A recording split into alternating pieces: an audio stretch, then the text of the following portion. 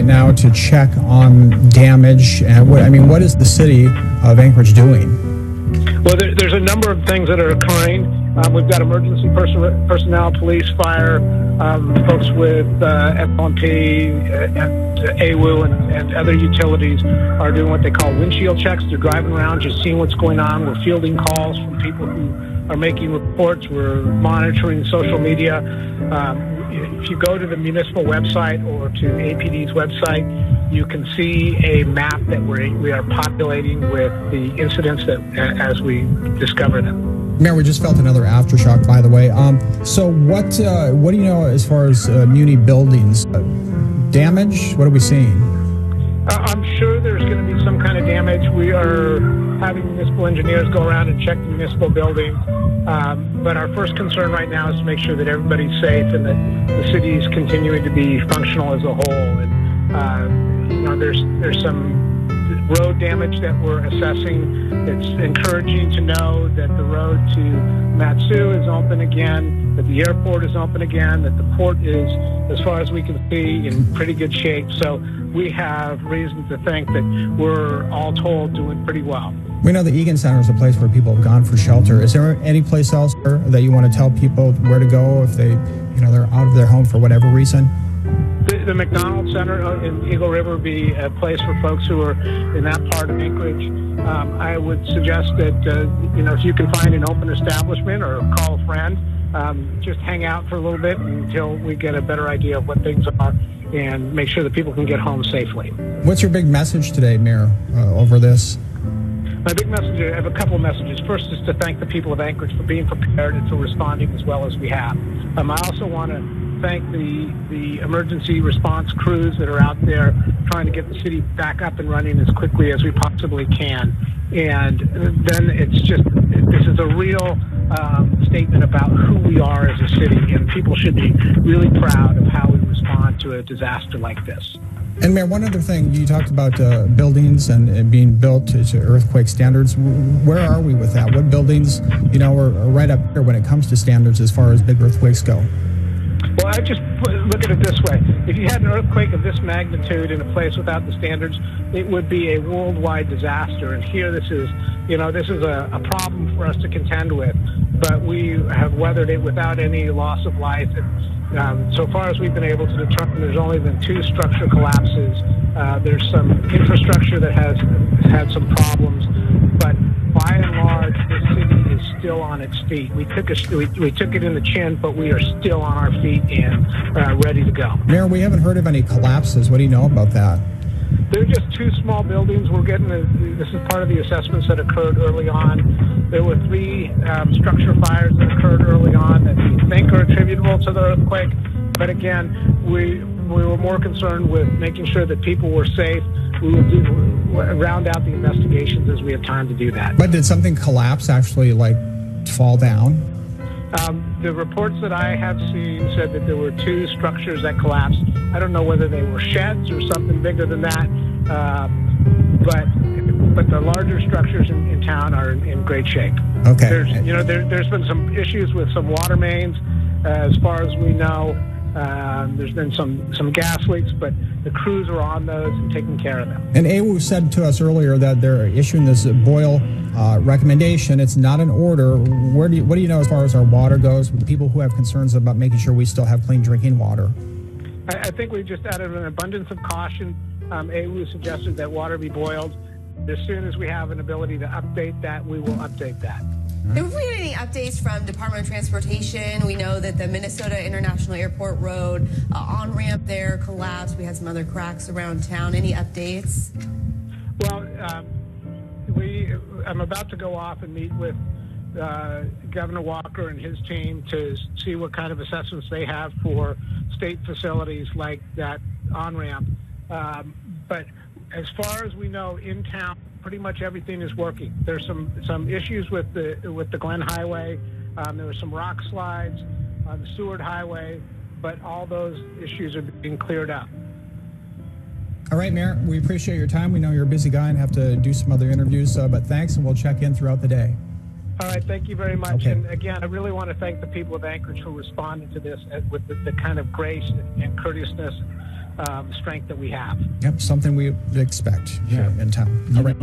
After a situation like this, that's oftentimes what happens in a place. Everybody comes together, and that seems to be what's happening here. And a huge thank you to everyone out there watching. Thank you for coming together and helping each other out and really making this the best it possibly can be. Right. Well, it's helpful too when you're sending in information and pictures. Keep sending them in because we need to see what's happening, so help can get to the people who need it. Yeah. So if you have something that you haven't seen on the news that we need to do, call us, let us know. Facebook us. We're all on social media: Facebook, Twitter, KTV emails. Again, it's helpful for us so we know what to talk about. Basically, huge help. Yeah, and if you're just joining us, want to reiterate again some of the details. Jeremy, I'll have you go work the computer for us and show some of these aftershocks. Again, the initial quake was a 7.0. Again, it hit at 8:29. Here's the deal: it was only 25 miles deep, just right there over the Kinnick Arm. That was that initial quake that happened. That again, everyone felt, and it was that violent shaking because of how shallow and how close it was. So there's the initial quake, but then as we go through time, you'll start to see these aftershocks popping up. And again, we have now seen more than 100 aftershocks, and they're all coming in that same location, that line between here in Anchorage and the Valley. Here's the two biggest aftershocks we've seen. The first one hitting at 5.7, hitting just 6 minutes after the initial quake. So that's what you felt. But then at 9 a.m. we had a 5.1, and I believe there is another 5.1 or 5.4 in there somewhere. And then since then, we've seen close to a dozen magnitude 4.0 and larger aftershocks. And then they've continued between, magnitude 1, 2, and 3 as well, mounting to more than 100 aftershocks for us. So with earthquakes like this, it is common to continue to see aftershocks, not only for hours, but for days and weeks and months to come. They do gradually get weaker with time, so I would not anticipate any more large earthquakes, at least definitely not up near the 7.0, but I wouldn't even see much near the 5.0 as well. So again, we've had a lot of closures around town because of the damage that we have seen, and one of those closures was the local animal shelter. We have information from them now.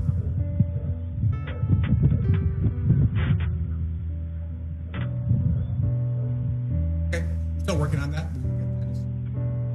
Okay, so what?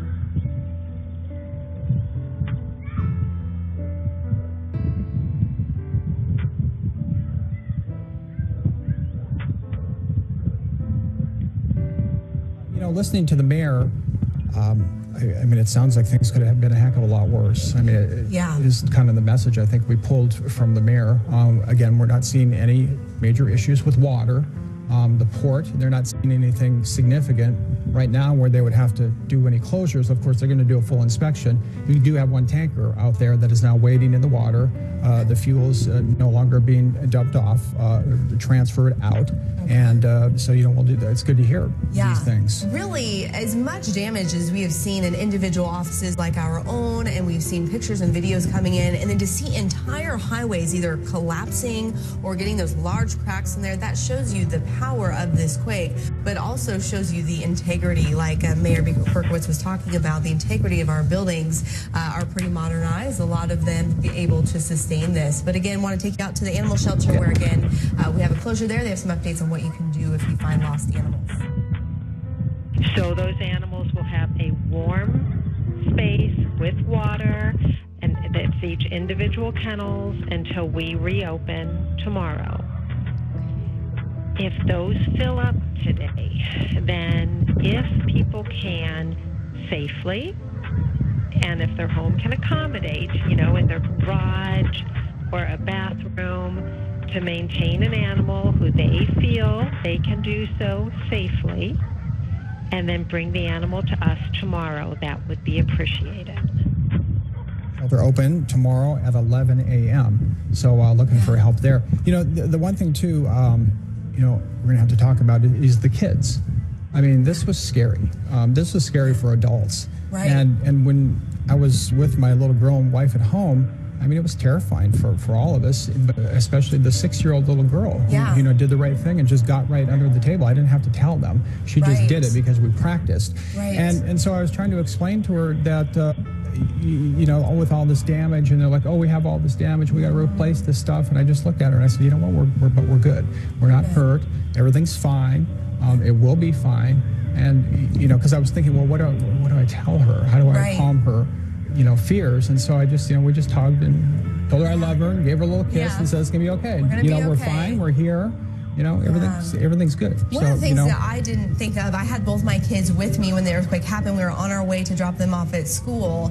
And, you know, we were in the car. We were fine. We were safe. But it was still a scary situation. And then they started seeing the emergency lights and started hearing the different fire alarms going off when we got here to the station. And that sort of rattled them even more. Why are these fire alarms going off? They know that if there's a fire alarm, you need to evacuate. And that was a scary situation, too. But it's a good opportunity to teach your kids, if they don't know already, what to do. You stop, drop, and hold, and you stay put until you know that shaking is done. And again, we don't have to worry about a tsunami here in Anchorage. That's not a major concern for us. So really, don't try and evacuate. If you're already shaking, you just need to seek that cover until that shaking stops. Now, for elementary schools, the school had not started yet, but a lot of schools do have before school care and programs going on.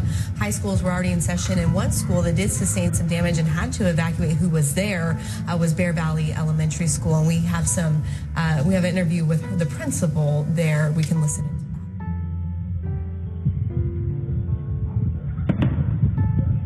that. Okay, I think it's coming. And our staff was absolutely amazing. After the second quake, we decided to evacuate to the fire station up here. Gentlemen at the fire station were extremely helpful.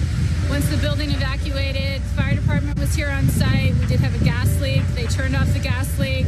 And then our team just went into action like we planned for. And we had students released. Everyone was fine. Nobody was hurt. There's significant damage to our building, though, unfortunately. And what type of damage? Lights are hanging. Ceiling tiles are down. Water was spewing. Our water generator had water all over the floor. There's cracks. The stage wall has come undone. It's not safe to even walk around the building right now. There's so much debris on the floor. Do you feel lucky that the quake happened when it did? For elementary, yes, I do, because we had a minimal amount of students. Our secondary partners did have students, so I feel for them. But from elementary, I'm very thankful that this did not happen when school was in session. Because an hour later, it could have been a different story. Actually, we had buses pulling up, so 20 minutes later, 10 minutes later, it could have been a very different story for elementary, yeah. For those Bear Valley Elementary students, when those buses were pulling up, they were able to just turn and move to Fire Station 10, which is right down the road, to keep them safe. And then anyone else who's left in the building was able to evacuate there. And that's what we saw with a lot of schools that needed to evacuate students. They used either the nearby fire station or the nearby high school or middle school to keep those students safe. Yeah, and when I was at Bowman, where my kids go, when I showed up, everything was orderly. The buses were there. Kids were outside on the playground. Some worried parents and worried kids, but it's very orderly, and it was like they knew what to do. Yeah, they practiced for it. Exactly. Now, we've seen a lot of damage in Eagle River, both to roads and just some structure damage in general. Our reporter Scott Gross is live there for us here. He won't be able to hear us, but he has some information on what sounds like a sinkhole in the area. As to what happened here because of this massive earthquake that we had this morning.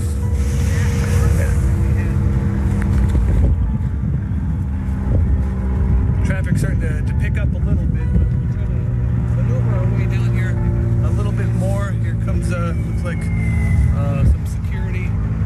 So we'll wrap it up right here. But if you're making your way to and from the valley from Anchorage, be prepared to go in one lane either way in the Mirror Lake area. So a big sinkhole right here, and we're going to end our broadcast right now. Thank you. A live look from Eagle River. So, Jeremy, again, I know a lot of people are tuning in at different times. So let's kind of recap what happened with this earthquake, how big it was, how deep it was, where it was. Yeah, let's recap. Let's do a little science. So let's take the graphic full. Our initial earthquake was a magnitude 7. That was the first one today. That was the big one. That happened at 8:29 this morning. That was the one that shook. Now, it came on quick. We'll get to that in just a second. Right after that was our 8:35 a.m. 6 minutes later, that was a magnitude 5.7. That was our first aftershock. Since then, we've had almost 200 aftershocks in the area. Some of those you haven't felt, some of those have just felt like a little bit of a shake.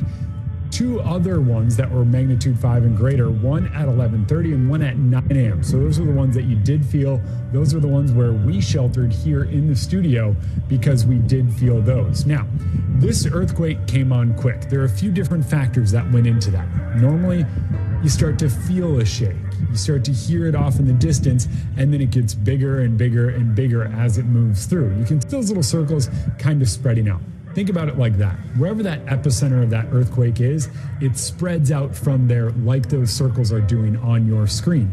So this one was just 5 miles away. It was 5 miles north of Anchorage, the initial magnitude 7, and it was just 25 miles deep. That sounds pretty deep if you're going to dig a hole, but when it comes to earthquakes, a lot of them happen a lot deeper than this. So most earthquakes are, say, 70, 80, 100 miles deep.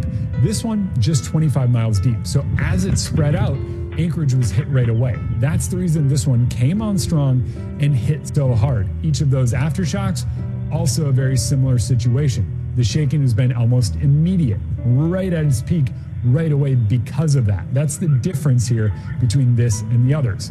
Now, when it comes to that depth, that's a big factor. Think back to 2016. You may not know this. We actually had a little bit bigger earthquake in 2016. It was a 7.1, but that earthquake was 162 miles away from Anchorage. It was also 76 miles deep. So when you think about Anchorage in relativity to that earthquake, it's really far away. We didn't feel those impacts as big here because it was so far away. That one was felt all the way down in Juneau because it was so deep and so far away. But this recent one was so much different because it was so much more shallow and so close to us in proximity. So 4 earthquakes, magnitude 5 or higher since this all started, many aftershocks, almost 200. And once again, comparing it to that earthquake of January 24th, 2016, it's called the Old Iliamna earthquake. That one had just a handful of earthquakes total, quickly getting down to under magnitude 3. So that's the big difference here, is those aftershocks in that close proximity to us and the epicenter. We understand that because the depth, of course, and the proximity are the big things. Because you mentioned that, I remember the 7.1, and it shook pretty good, but not nearly as hard as this one. You'd think it wouldn't be the case because it's a bigger magnitude earthquake, but it was relatively shallow and close. That's the big issue, and that's what people get concerned about around Anchorage, that you're going to get one that's shallow and close, which is what happened today. That's exactly what happened today. And one of the things we have been hearing is everybody who has been concerned about it has a plan in place and went for that plan. Those are the big things to do. Have a plan and put it in action when something like this happens. And everybody seems to be doing it. People sheltered in place. Relatively few injuries, no reports of any deaths out of this one, so that is very good news coming in. And again, it was encouraging to show up at Bowman this morning and see that everything looked orderly.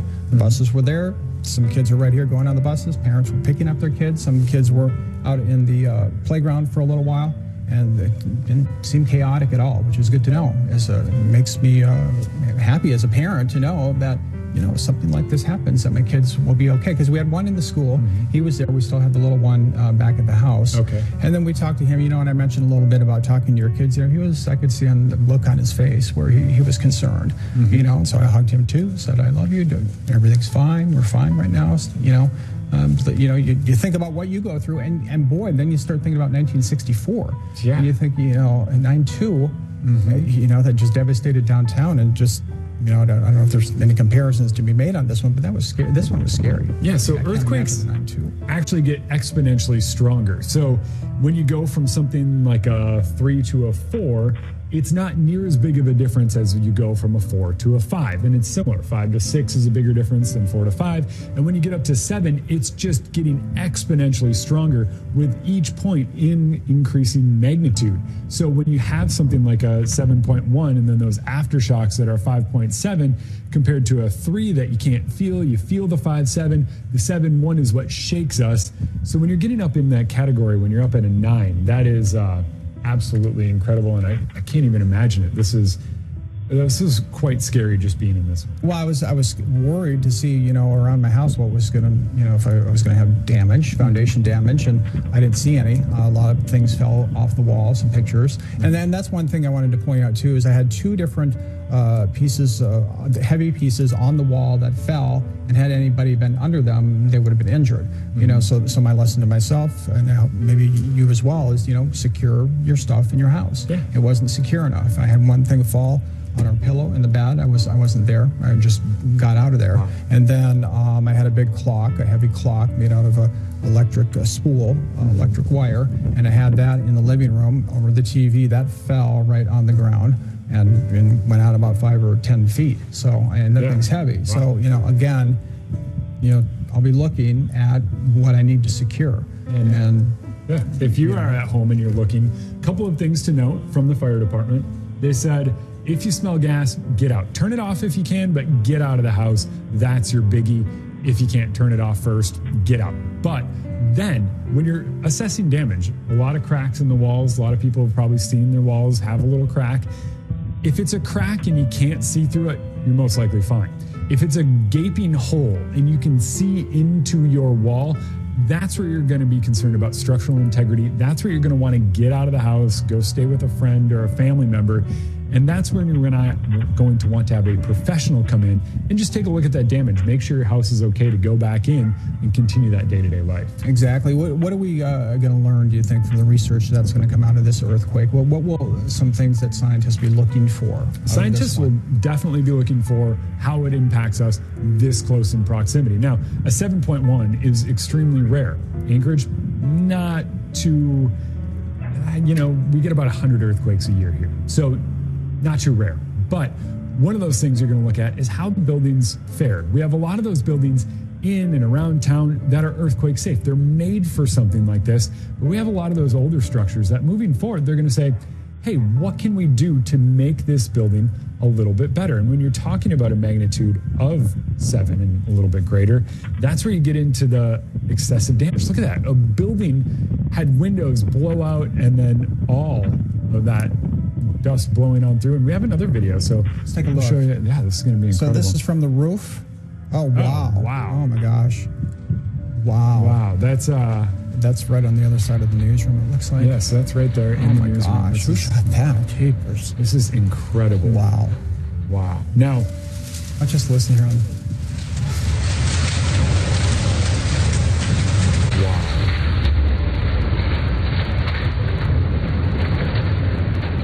Wow. And nobody was hurt here. That was right. Looked like right behind the newsroom, and there are a lot of people in here at the time, working. Mm-hmm. John Thompson jumped under the table, and I can see why he did. I dove right. So you were standing right. Well, yeah. Talk more about that. Okay, so that's. Wow. I didn't realize it was that bad. So we were there in the studio, John Thompson, myself, Scott, he's one of our assignment editors. And so the three of us were actually in the newsroom, just kind of hanging out, reminiscing about the morning show that had just finished. And I sat down at my desk and it initially started shaking violently. John Thompson dove under his desk.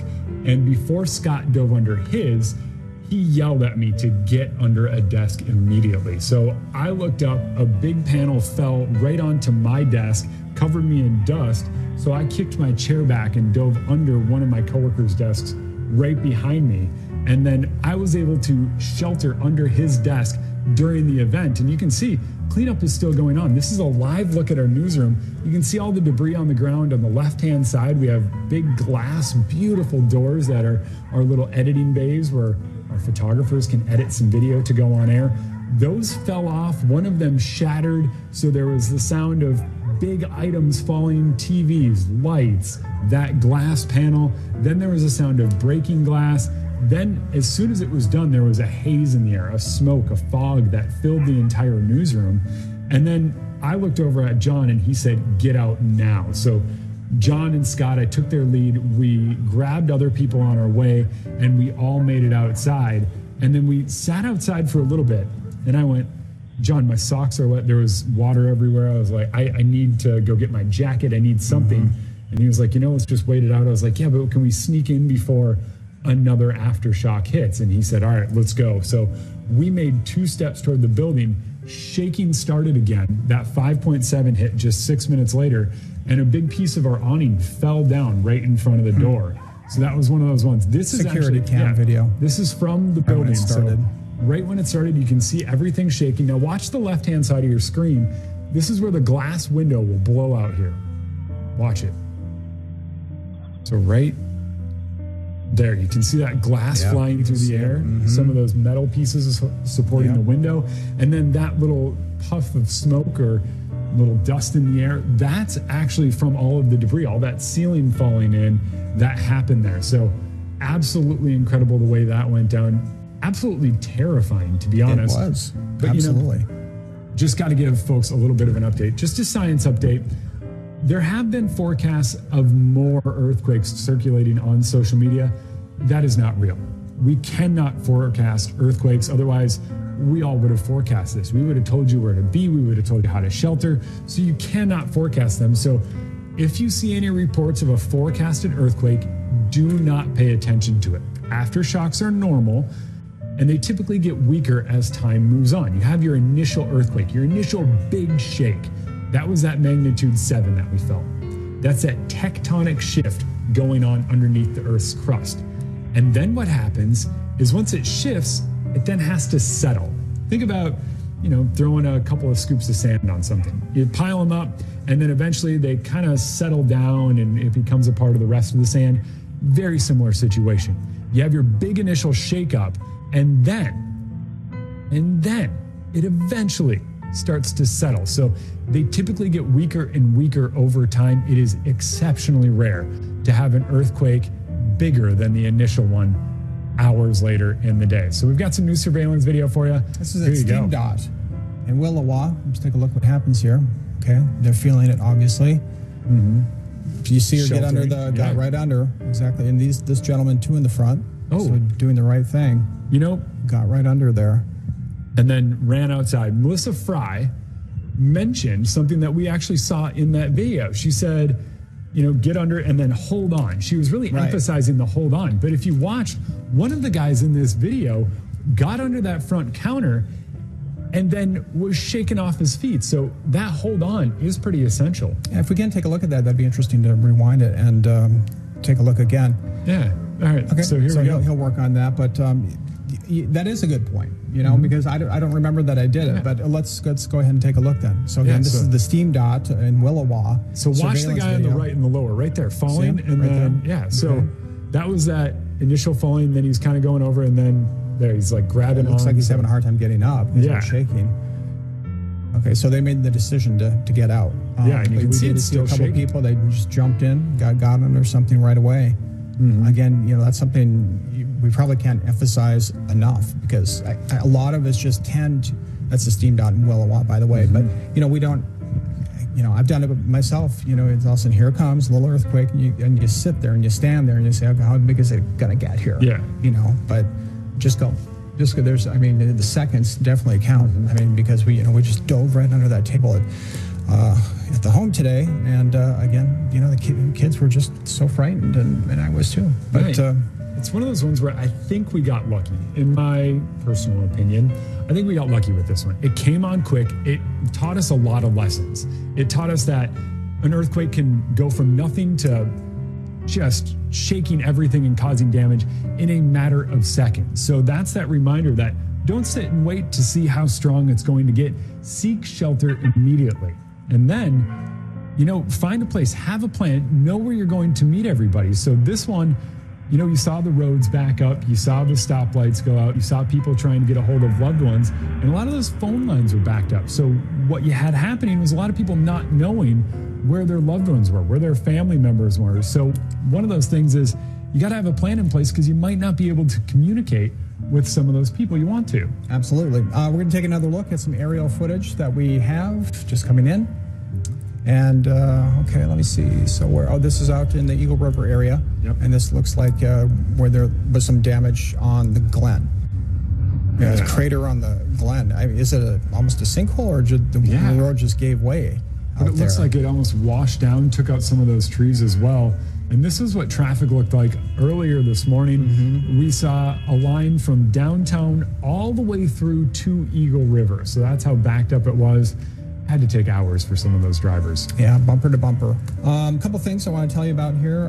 We understand that the only American Legion that's serving food is the Jack Henry Post. That's one on fireweed. And then also we were told by a manager at Cars that Northway Mall would be closed today and likely may not open until Monday is what we're hearing. So, of course, a lot of places will be closed. We have the Alaska Railroad, which shutting down service for Saturday and Sunday as well. ASD closed through Tuesday, so all schools closed through Tuesday. A lot of those government buildings and offices closed for the day today. UAA closed for the day today. So everything's closed. Just stay at home, stay in place. Just take this as a reminder to, care about the people around you, the things that really matter in life. Right, and you make a good point too about the gas. I mean, if you're smelling gas, get out of the house. I wouldn't wait let's check it out. I mean, if you're smelling it, that's time to leave. Yeah, absolutely. And if you're smelling it, don't try to turn on a light. Don't try to do anything like that. Don't take that time. Just get out of the house. And we also mentioned a plan. That's a good point as well, because we were separated in the morning. The little girl and my wife, we were together, and the little boy was at school. And I guess it would have been nice to say, hey, Carter, if anything ever happens, let's meet here, or let's we'll be there, which is always good to know as well. Yeah, Chief Meteorologist Melissa Fry, you've seen her on all morning. I was standing outside after the earthquake. We were kind of assessing everything, doing a Facebook Live, getting people updated. And she walked up with her two children, and I said, oh, wow. And she goes, this is our meeting place. Everyone in the family is to meet here if anything happens. And sure enough, her husband came a little later, and that's exactly what happened. It was really nice to see that they had a plan in place. And even with a lack of communication, everybody got together, no problem. And the other thing, too, when we were under the table at the house, my little girl was, she was covering her head, too, and it looked like she was holding on as well. So maybe that's something they teach in school about, covering yourself. Yeah. But, from my experience, again, at home, getting ready for work, and it just, it hit. There was no little shaking and waiting whether or not it's going to be big. It was just big. Automatically, and so we all three pretty much at the same time earthquake and ran right under the table, and then sat there for what seemed like an eternity, things were falling all over the place, glass was breaking from the things that we had on the shelves, and then it stopped, thank goodness, and it seemed like it went on for a long time, and then so apparently we have some video right now of Governor Walker happening earlier, looking at some damage. So let's go ahead and look. Is this out at J-Bear? Do we know? Alaska Air National Guard. Okay, so this is the governor, I'm assuming, went up in the chopper. John? Okay.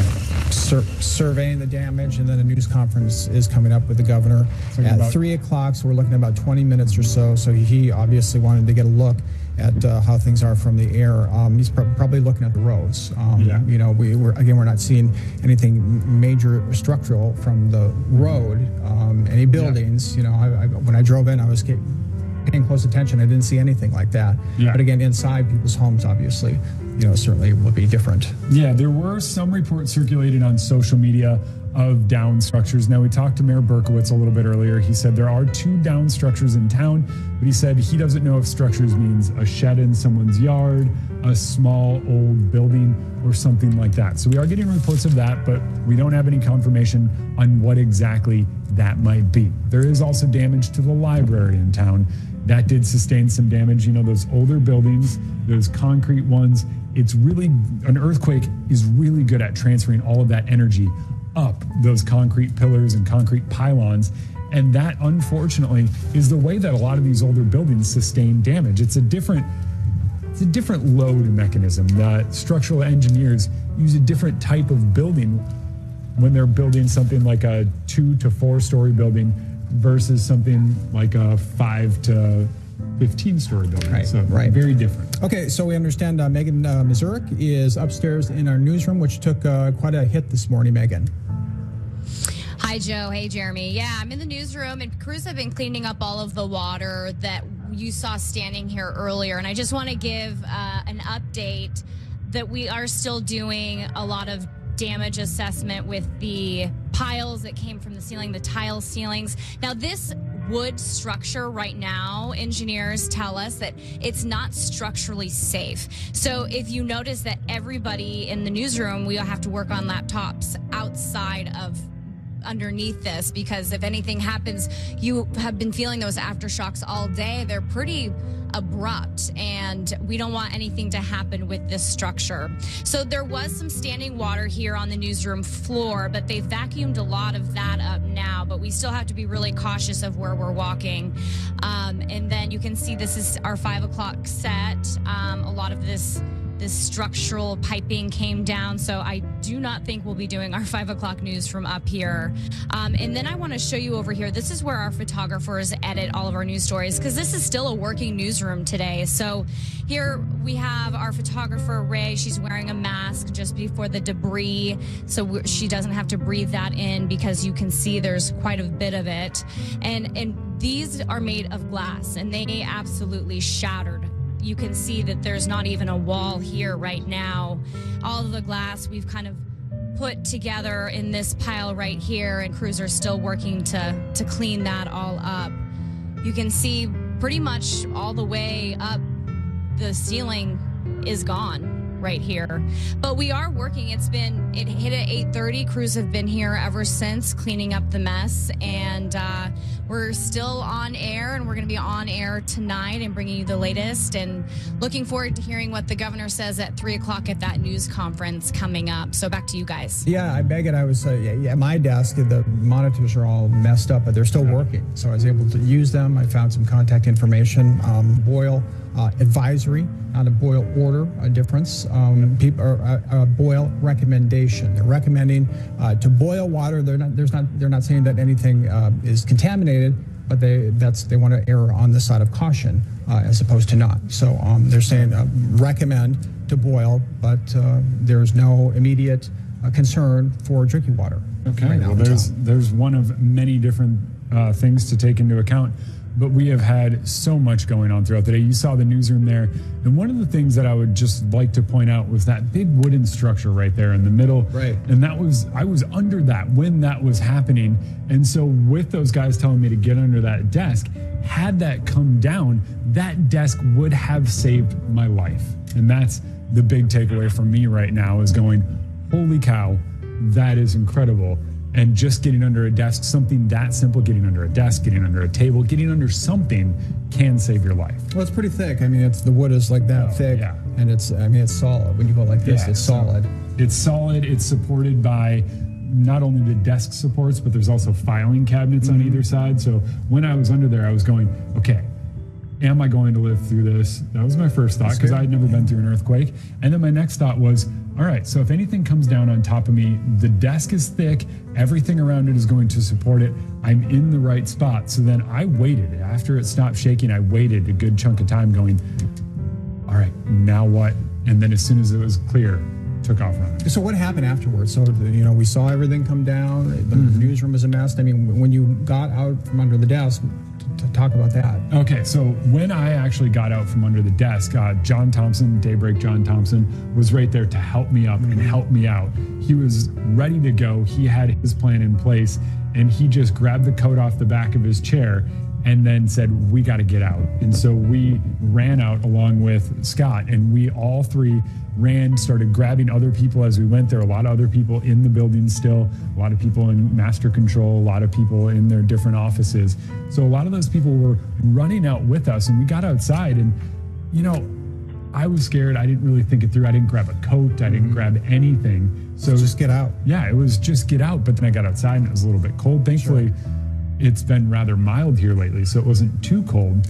And then we got outside, John Thompson, once again, ready for it. And so he gave me his coat and kept going for that. So it was good. I owe a lot of thanks to some of the other folks in the newsroom. And what did you think when you came back up and you saw what that newsroom looks like now? So when I came back up, the newsroom looked much worse than it looks right now. And I felt really thankful for being alive, but at the same time, I was extremely nervous. I was nervous about that big piece of wood. I was nervous about another aftershock, because we had already had that one. So then that was one of those things where it was it was kind of high intensity while we got everything ready to go. Sure. Okay, right now we have Scott Gross live in Eagle River. He can't hear us, but let's listen to Scott Gross right now. We'll just follow this car here going by the squad car, state troopers helping guide people along. And again, right before you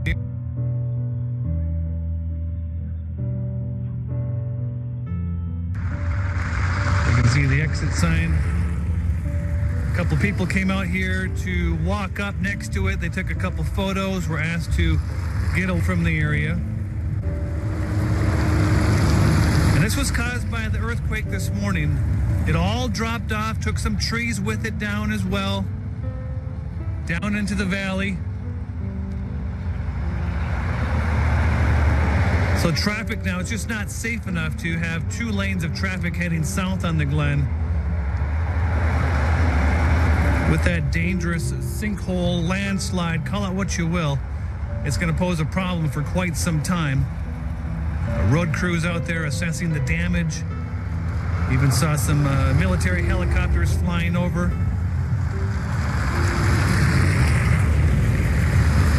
Again, traffic coming up here on the Mirror Lake exit. If you're heading north on the Glen, you will be redirected away from the landslide sinkhole here. Again, it's in the southbound lane just before the Mirror Lake exit. And the valley was not spared either by the earthquake.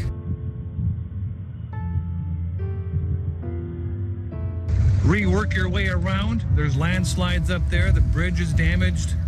Wasilla, parts of town in Wasilla have electricity. Parts of buildings have gasoline. Other convenience stores that do not have gasoline are still open for business. Some stores that have gasoline are not open inside for business. Slow commute, and then it picks up again once you hit on the Glen here north. We're at the Mirror Lake exit in the Peters Creek area. Just looking at traffic right now, down to 1 lane in this Peters Creek Mirror Lake section of the Glen Highway.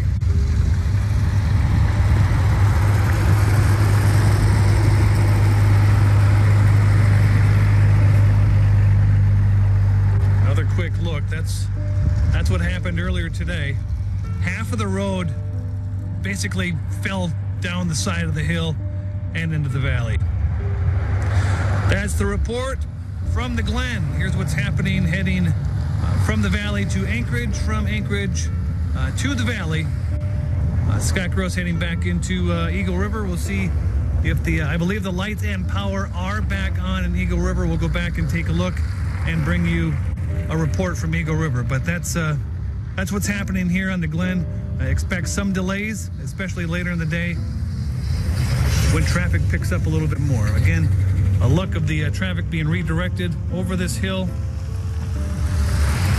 through the valley, and back onto the Glen. A sinkhole here at the Mirror Lake exit has traffic redirected. All right, that was Scott Gross reporting for us from Eagle River. Sorry about the service there. We're seeing some cell service and connectivity issues just like everyone else is. But he's been reporting from Eagle River for us all morning, showing us various issues, everything from road cracks. That was another aftershock. Again, they continue to roll in. Yep, ready to go.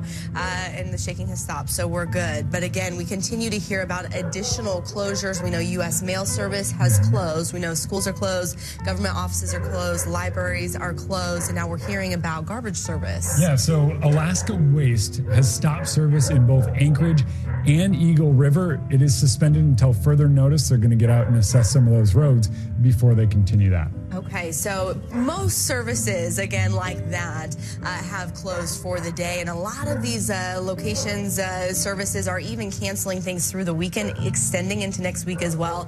We have all the details of that up at ktva.com. We'll continue to update that. Again, we have all of the information from what the earthquake was to where we saw damage, what the damage looked like, pictures and videos from our crews out across South Central, but also from you as well.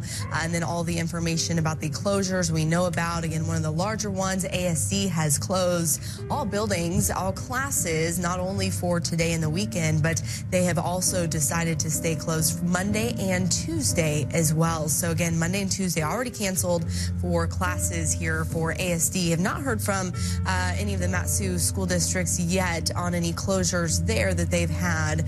But again, we know for sure that Anchorage is closed now through Tuesday. Now, Melissa, we are going to get that press conference here at the top of the hour. That's in just about 7 minutes. That'll be Governor Walker giving us an update. But in that meantime, let's just recap. Let's go over some of the science behind this, because a lot of people are going, why was this one different? So different. So again, magnitude 7.0, that alone, a large earthquake, more than 100 aftershocks since that initial quake that hit at 8:29. But you might be saying, wait a minute, we've had larger earthquakes than that, and we didn't have all this damage to our buildings and to our roads. You may remember the 7.1 quake. That was the most recent large earthquake of this magnitude that we've seen. That was back on January 24th of 2016. That one was 162 miles south of Anchorage. This one today, just 5 miles from Anchorage. So that difference right there is major. Also, that one that hit back in 2016 was 76 miles deep. This one was only 25 miles deep. So when you're talking, there are sort of three major things when it comes to earthquakes and what the damage is that we see from them. First, the size. Second, the location. How close is it in proximity to where you are? And third, the depth. That depth is a major factor. If it's 100 miles deep, the shaking is going to be experienced very differently if it's within 25 miles. And look at these aftershocks, a lot of them even within 15, 16, 20 miles deep. So very shallow. Yeah, we've already, I would assume at this point, are now up near 200, if not over 200 aftershocks after that initial quake. But Melissa, while you were breaking that down for folks, I got an update on Mat-Su schools. So all of Mat-Su schools and activities at every school are closed for the weekend. So today, tomorrow, and Sunday. All Mat-Su schools are closed Monday and Tuesday, except a list. Now I'm going to read off this list, and that's where we're going to go. So Willow Elementary, Talkeetna Elementary, Sioux Valley High School, Glacier View, and Trapper Creek are all open Monday and Tuesday. And then one more, Berryozova. All right, Berryozova there. And so those ones are going to be open Monday and Tuesday. Everything is closed today and for the weekend. Okay, so that's those northern Susitna Valley schools that are able to reopen early next week. But again, to reiterate, Anchorage and Mat-Su all closed today, and then Anchorage and the lower Mat-Su also closed now for Monday and Tuesday. We did check in with our area hospitals, Alaska Regional, also Providence and Alaska Native Medical Center. They all sustained some damage, like most places did here in Anchorage, but they are all open and operational, able to receive patients. Most of them have canceled any sort of operations or other things that weren't emergencies for the day. So know that those are open. 911 has been working and operational. We heard from Mayor Berkowitz earlier this morning that has been working well. However, they're still asking people to avoid using it unless you have an actual emergency. We do still have the boil water advisory in place. Again, it's not required, but just know we've had a lot of water line breaks across the city. So you can start to get to some contaminants mixed in there. So the municipality is just recommending that you do boil that water if you're going to drink it or use it for cooking as an extra precaution. So check this out. This is a new little explainer. This is going to help show you exactly what we got going on. So here is Anchorage. There's Anchorage. We all know the peninsula right there. But as you go deep, look what happens. You get your magnitude 7 earthquake 25 miles below the Earth's surface. That close proximity is the reason that shaking hits the surface so quickly. Melissa talked about that being the reason that shaking onsets so much quicker, because it doesn't have to travel as far. So typically when you get an earthquake far away, similar to what we saw back in 2016, 162 miles away, it's going to start to shake before the actual shake gets to you. Here, we didn't have time for that. So when it's right below us, 25 miles down, it is basically shaking us instantly. That's the reason it came on so quick and hit so hard, because back in 2016, a 7.1 was big, but it didn't do near the damage that this one did. So the big difference is not only the proximity, but also the depth. And we had both of those about as close to Anchorage as you can get. Right, and we're very fortunate that even though we've had some pretty major damage, a lot of offices are going to take months to recover from this, and a lot of our roads are going to take months, if not years, to recover from this. But the good news is no fatalities have been reported, no major injuries or major building collapses reported either. So that sort of is a testament to the integrity of our structures. So good news there. But this is an amazing opportunity that we can take to remember, what do we do when an earthquake hits? And again, it's to stop, drop, and hold on. Seek that shelter. Stay put right there until you know the shaking is done. A lot of people have that instinct to run outside to get out of the building as fast as they can. But while you're running, stuff could be falling from the ceiling, from the walls, and even once you're outside, like we saw right here in this very building, the windows were blown out, and you're getting debris coming off the roof and the sides of the building. And if you're underneath that, it's going to hit your head, and you're not in a safe spot. So under something, so none of that debris hits your head. Here's that video Melissa was talking about. Now, here comes the shake. Here it's shaking. Now watch the left-hand side of your screen. There's a lot going on the left. You can see the trees shaking, but as the camera starts to fall, watch what goes on right there. You're gonna have to watch close because there comes a bunch of glass. That was our windows blowing out here at KTVA, followed by some dust coming from all of the debris that was falling inside. So get under those desks because that debris is coming down, or get under your kitchen table or whatever it might be, because as that ceiling comes down, you're at risk for getting hit by all of that. And now look, all those people going outside, the lights are still shaking. It's one of those situations where it just sends chills down my spine watching that video. Right, knowing that you were inside this building. Also, I was reminded this morning that how important it is here in Alaska to keep warm gear in your car. Yeah. Your feet were completely wet from the water that was in the newsroom. You fortunately had a change of shoes. I had 2 random gloves in the car that were left over from something else, and I put those on because we were standing out there. I don't know how long we were out there, but it was a long time to stand out there without a coat, which you didn't have time to grab, and without that gear. So it's nice to have that in the car as a backup wherever you are. My car keys though, so that's everything that was in the car I couldn't get to, and so it was just one of those situations where I'm very thankful that I made it out okay and that it wasn't bigger or worse than it was. But you're right, you're absolutely right. I did not have a plan in place. Now I'm thinking about plans. Now I'm thinking about ways to let people I care about know that I'm okay, know that everything's okay. I used you as an example a little bit earlier with your family. You came straight here, and then your guys' plan was to meet here. Yeah, it worked out. It still took my husband more than an hour to get here, and he was just in Midtown, and we're out on the northeast side of town near Costco. So an hour to get what would normally be about 10 minutes, and that's just because of the traffic situation with so many people on the road, traffic lights out, and emergency vehicles out there, and roads closed, what have you. So it took him an hour. It took him a while to get here, but I wasn't worried at that point about me and my kids being here because I knew that he was on his way to pick up the kids, so I could be here with you working. And it was nice that everyone came together, even people in the newsroom were helping watch my kids so that I could be live on air telling you what was going on, which is so nice as well. And just a reminder, check on your neighbors. If you have any elderly neighbors or live in an area that maybe did get a little bit of structural damage, check on them, make sure they're okay. If your power is still out and you're watching us on Facebook Live or over the internet, again, just check on people nearby, make sure that they're staying warm. And especially if they have oxygen. Yes, yes. Go check on them. Yeah, good reminder. I have a bunch of new information that we've been gathering in the newsroom, so I'm just going to go over it. Okay. I'm just going to read some of it. So the Matanuska Electric Association, worst hit in South Central Alaska utilities, with about 50,000 of its roughly 58,000 customers losing power. That's according to their Twitter. They say they have all hands on deck, working in-house, and contract crews repairing the lines, equipment, and the substations. Now, by 2, MEA spokesperson Julie Esty said about 30,000 people were still without power, and most were in the Eagle River area and the hardest hit areas in Eagle River by the quake. So major situation there. I do want to check in real quick. Our press conference with Governor Walker, are we standing by for that? Hasn't started yet. Waiting. Okay, they're setting up now. As soon as Governor Walker takes the podium there, we'll switch to that. Okay, continuing on. So there wasn't a firm estimate when they would get to all the service restored, but they're working hard. In Anchorage, Chugach Electric still repairing outages from Friday afternoon.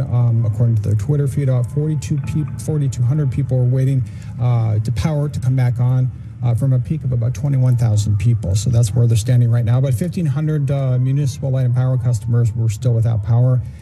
from an initial estimate of 7,000 to 10,000 affected. So a lot of people, of course, losing power. Yeah. Cell phone and internet, phone and internet services generally working Friday afternoon, although service providers, urge people to send texts instead of calling if they could. Uses less bandwidth, so more people can access the system if you're texting than if you're bogging it down. And it was hard. It was hard this morning calling in. People were calling me. I was trying to call the station, and I couldn't get through for a while. But then finally did. And texts were working, I think, better than phones. Yeah. So if you can text, they're great. Baggage Middle School was evacuated to East High, Ravenwood to Alpenglow. And those schools should be, I'm assuming everybody's gone by now. At this point, hopefully everyone's got their kids. Sure. Mat-Su-Borough School District, after-school activities were canceled Friday over the weekend as well. Most Mat-Su schools will be closed Monday and Tuesday. The exceptions include Glacier View, Trapper Creek, Talkeetna, and Willow Elementary Schools, Sioux Valley High School, and the Russian Language School, K through 12. So those northern Susitna schools up near Talkeetna will be open Monday, Tuesday, but are closed today. And here's what's going on with the highways then. So according to DOT, the Glen and Seward highways were open by Friday afternoon. Drivers should expect delays. We've seen that. But it looked like things were moving a little bit better through there, I believe. Yeah, they're back open. There's still a lot of traffic, but it does look much better than it was a couple hours ago. Okay, and so no earthquake damage where roads are passable. Again, this is from DOT. We have the Alaska Highway, Richardson Highway, Parks Highway from mile 98 to 345. The inspections are still going on south of mile 98. Tote Cutoff apparently is passable. Glen Highway, miles 118 to 189. Inspection still going south of mile 118. Okay. So you should be clear in those areas. But, of course, be careful. The crews out there looking at things. More roads passable. The Parks Highway from mile 0 to 98. For the Seward, Sterling, and portions of the Glen, in and out of Anchorage, updates are being posted on 511 as they get information. So if you just go to 511, you can get information online as well. Being closed at mile 112 earlier out there on the Seward Highway. Okay, and we'll keep working that too. Airport, several airlines suspended flights today, but the airport was open. But again, some people suspended flights. We know Alaska Airlines is not allowing any incoming flights, so that'll likely delay things through the afternoon. This is what it looks like out on Seward Highway. Again, I believe this is about milepost 112. You can see the traffic just stopped there, nowhere to go. From earlier today, there was a rock slide, so they had to just shut it down. Crews, again, working across the city and down the Turnagain Arm to assess the damage there. But with rock slides like this, you can't just clean it up. You also have to assess if there's going to be any additional rocks coming down, which can be a really scary situation. So working to make sure that that hillside there is intact. And I understand that's right at the way station just off of Potter Marsh, so not far from Potter Marsh there. Let me see. Postal Service. Some deliveries were initially made Friday here in Anchorage, Eagle River, and Wasilla, according to U.S. Postal Service, but service was temporarily suspended in those areas as of 2 p.m. at the request of state and local emergency operations. So if you're waiting for something, that might be you might be waiting a little bit longer. And then the only retail location opened at the Anchorage Processing and Distribution Facility. That's at 4101 Postmark Drive. UPS officials apparently wrote that they'll make future decisions after consulting with emergency management and structural engineers. Let me talk about plumbing real quick. So AWA, basically, we've been talking about this all day. The water is okay. There's no concern about contamination, is what we're hearing. And then here's the cars, stores that are open, and stores that will actually open hopefully sometime today. They sustained a lot of structural damage across the cars in the city, and so they just had to shut them down, except for that one open store there on East Northern Lights Boulevard. We also have one gas station location that is open. Those anticipated stores will open in the next 2 to 3 hours. And then also shelter food. So the American Legion Jack Henry Post 1 on Fireway, it is open and providing food to those in need. And apparently, but that's the only one we're hearing that has food at this point.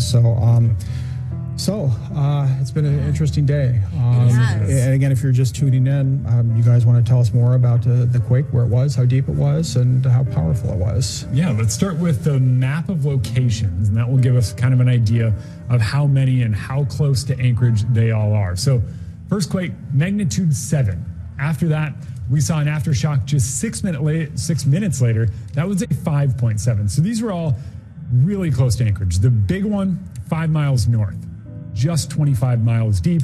And when it comes to, there you go, number of quakes, 141. So maximum magnitude there at 7. But when it comes to those quakes, the depth is a big factor. And we have another little explainer here for you. And this really breaks it down, lets you know exactly what's happening. Because when you get the earth shaking, in the past, we've had a little bit bigger earthquake, and that should have shook us more, but it didn't. And the reason was it was deeper and it was farther away. So not only was this one close, but it was also only 25 miles deep. And if we can run that graphic, we'll show you just what that means. So as you cut into the earth, it was 25 miles down. And when it shakes like that, you are pretty much on top of the shaking. So as it shakes up to the surface, it does not have to go as far. So because it doesn't have to go as far, the earthquake sets on quicker. It starts quicker. You get to that big part of the shake quicker.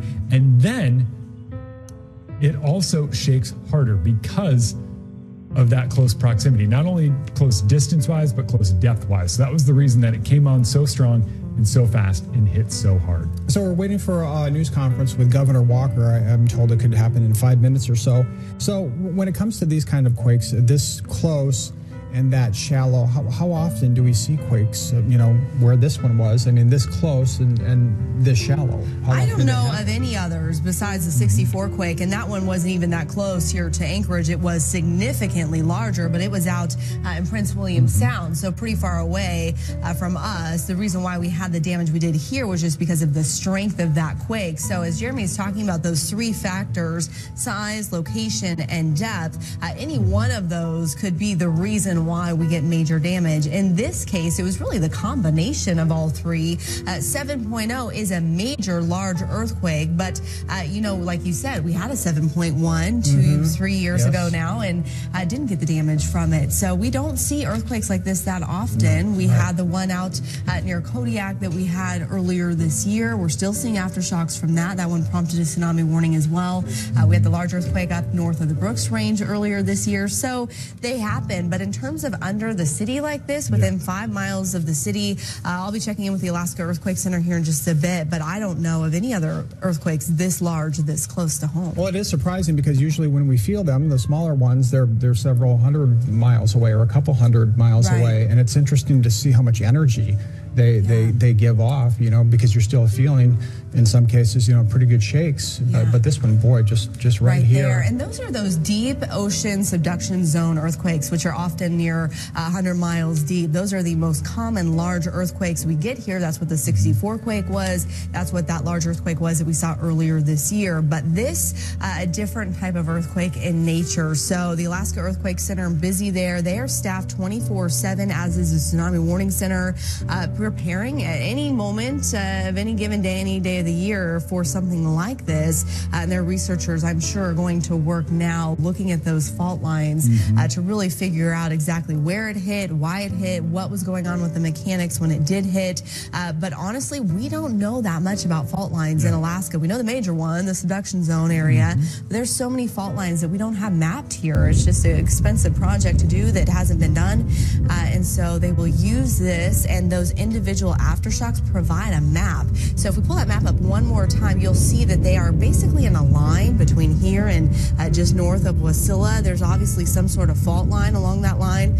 Those individual aftershocks will provide these researchers a map to go off of, and they'll be able to get us new information based on the fault lines here around Anchorage. So a lot of positives come from this in terms of preparing for future, even more devastating situations. And one more thing to add to this is that we cannot forecast earthquakes. Even earthquake centers cannot forecast earthquakes. So this is something that we did not know was coming beforehand, and we do not know what is coming in the future. So if you see any reports on social media of a forecast I saw one going around that was a 7.1 later today, that's not real. We cannot forecast earthquakes. We can only tell you about them after they happen. But one thing that is quite common is aftershocks, and they typically get weaker.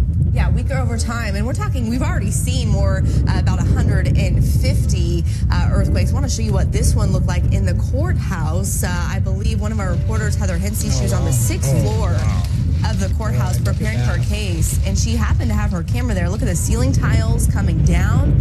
Also, just so much violent shaking. Hold on here. Can we just listen here for a second?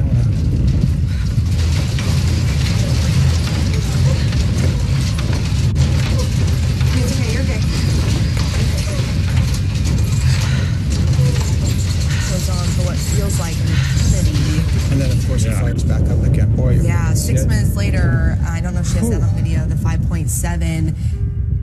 But one thing, if we can just loop this again back to the beginning, people's first response is to look to other people in the room. Normally people will look to whoever is, in charge and go, is this real?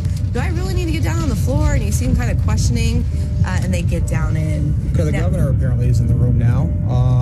News conference coming up. Okay, he's working his way up to the podium and is, okay, so there you can see a live shot right now. And we'll wait for that. I'm curious to see what the governor has to say. Yeah, not much time left in office, and boy, what a way to go out. Big deal, yeah.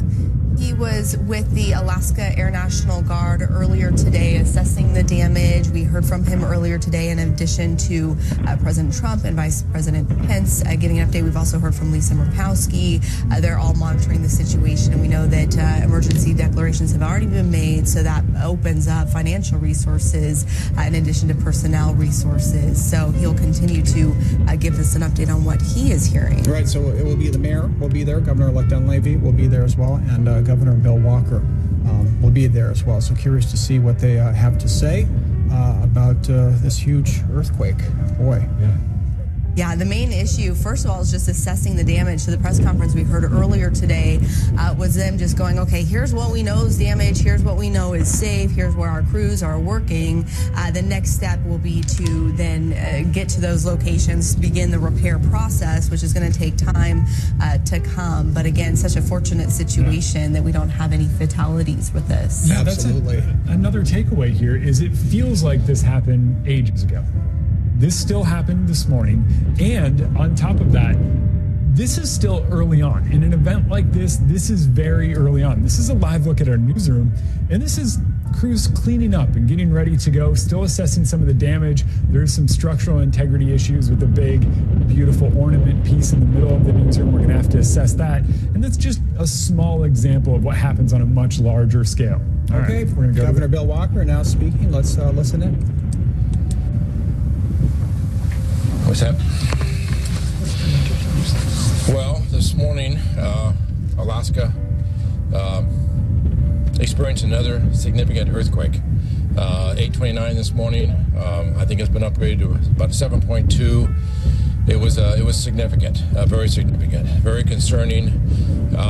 We have a lot to be thankful for. We have not had the loss of life that other locales will have had in our world with the size of an earthquake. Building codes mean something, inspections mean something, and then the response we've had, I think the best way to put it, it's been a 7.2 earthquake. Our response was a 10. I think that what took place across the South Central was very impressed with that. I was able to. I came to the Emergency Response Center here at J-Bear and issued a declaration of disaster. There's a process you can go through, and I chose not to use that process. I chose to issue it directly. We then flew by